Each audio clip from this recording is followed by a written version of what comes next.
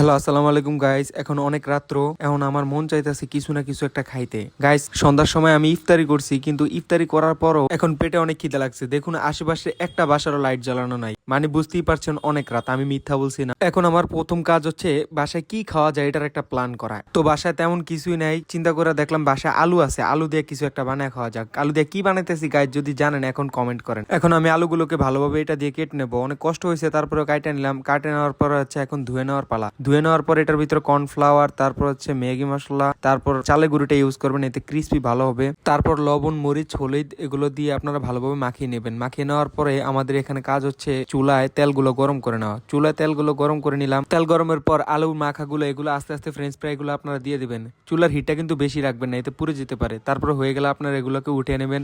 তারপর যে ম্যাগি মশলার অর্ধেক আছে ওগুলো দিয়ে সিজনিং করে নেবেন।